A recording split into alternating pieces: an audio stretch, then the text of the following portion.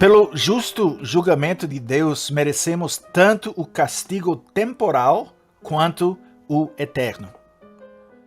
Talvez temos perguntas sobre o justo julgamento de Deus, mas pelo menos nós entendemos coisas temporais. Mas eternidade, esse conceito é uma coisa completamente diferente. Eu falei no passado sobre o conceito de eternidade. Não é nem mesmo um conceito que possamos completamente compreender. Como criaturas limitadas, não podemos entender plenamente a ideia de eternidade. Para nós, como seres criados, com um começo e um fim, pelo menos nessa vida, tudo em nossa experiência tem um início e, eventualmente, chega ao fim. O dia começa quando acordamos e termina quando vamos dormir à noite. A semana começa no domingo e termina no sábado. As férias começam e rapidamente, geralmente rapidamente demais, terminam. Essa vida começa no nascimento e termina quando morremos. As sementes germinam, brotam e crescem. A planta floresce e produz frutas, mas eventualmente ela também morre. Esta é a nossa experiência como seres criados, vivendo nesse mundo. E por isso temos dificuldade em imaginar a vida eterna, quanto mais o castigo eterno. E quando se trata da questão do castigo eterno, não é algo que até gostemos de pensar. Porque se realmente pensarmos sobre essa questão, se ponderarmos a questão do castigo eterno por qualquer período de tempo, é muito, muito perturbador. Se levarmos a sério a ideia do inferno, se acreditarmos no que a palavra diz sobre a existência do inferno, ficaremos assustados com razão com a perspectiva de eternidade passada como objeto da justa ira de Deus. Por causa dessa dificuldade, muitas pessoas tentam negar o que a Bíblia diz sobre a existência do inferno. O que a Bíblia diz que o inferno é um lugar real.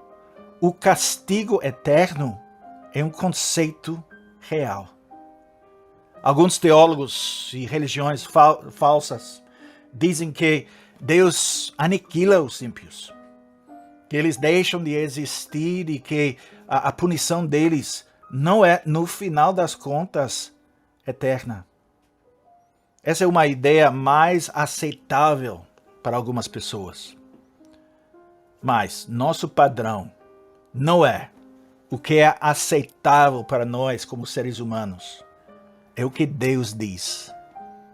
Então, o que a Bíblia diz sobre essa questão?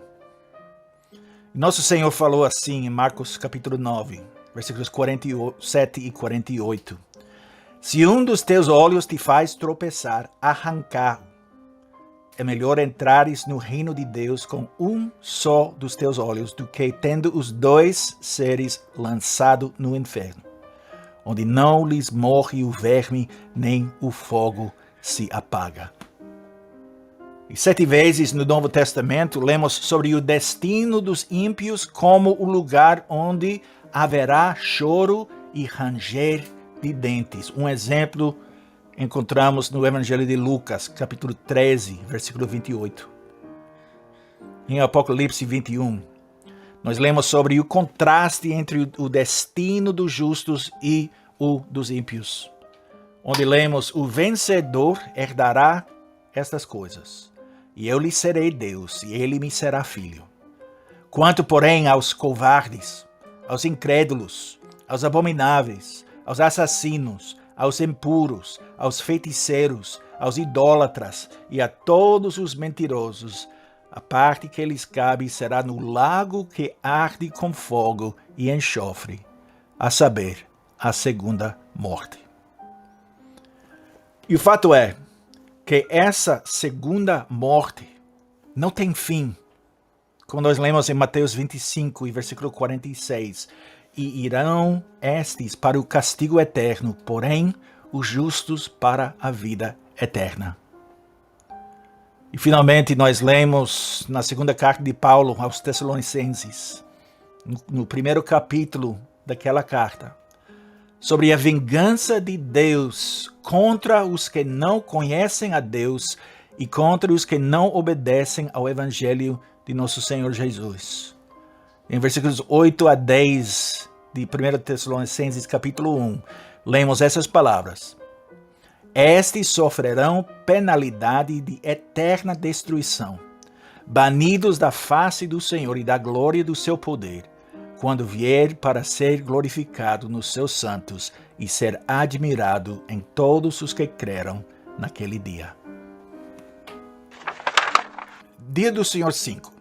Pergunta 12. Se pelo justo julgamento de Deus merecemos tanto castigo temporal quanto o eterno, como então poderemos escapar desta punição para sermos novamente recebidos em graça?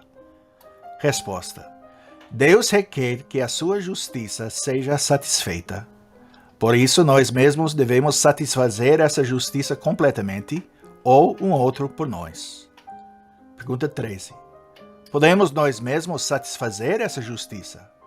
Resposta. Certamente que não. Pelo contrário, todos os dias aumentamos a nossa dívida. Pergunta 14. Qualquer mera criatura pode satisfazê-la por nós? Resposta. Não. Em primeiro lugar, Deus não vai castigar uma outra criatura pelo pecado que o homem cometeu. Além disso, não há criatura que possa suportar o peso da ira eterna de Deus contra o pecado, nem libertar outros dessa ira. E pergunta 15. Que tipo de mediador e libertador temos que buscar? Resposta. Alguém que seja homem verdadeiro e justo, e mais poderoso que todas as criaturas. Isso é, alguém que seja, ao mesmo tempo, Deus verdadeiro. A justiça de Deus deve ser satisfeita. E quando nós consideramos a justiça infinita do Deus infinito, a punição deve ser equivalente ao crime cometido. Não podemos pagar esse preço, o preço pelo nosso pecado. E por isso, a punição é eterna. Nenhuma outra criatura pode pagar o preço por nosso pecado. Os sacrifícios do Antigo Testamento não podiam lidar com o pecado completamente. Esses sacrifícios só eram eficazes por causa do último sacrifício do nosso Senhor Jesus Cristo. E esse sacrifício foi pronunciado, representado pelos sacrifícios. Como diz Hebreus capítulo 10, versículo 4, porque é impossível que o sangue de touros e de bodes remova pecados. Deus não vai punir outra criatura pelos pecados cometidos por um ser humano.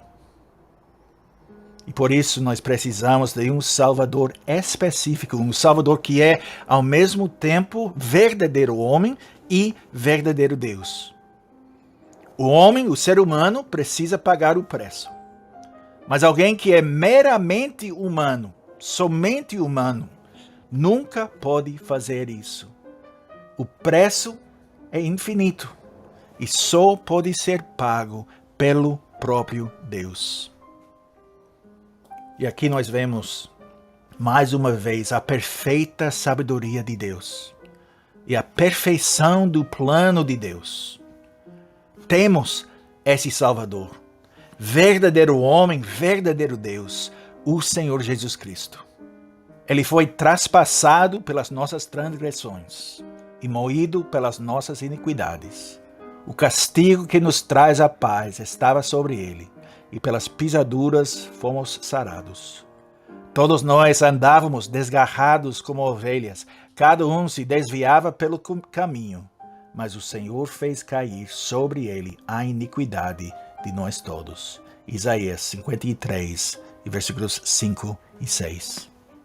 O Deus verdadeiro fez o que nenhum ser humano pode fazer: satisfazer a justiça de Deus mesmo, a sua própria justiça. Entenderemos a misericórdia de Deus somente quando primeiro entendemos a imensidade da ira de Deus contra o pecado e do que somos resgatados em Cristo.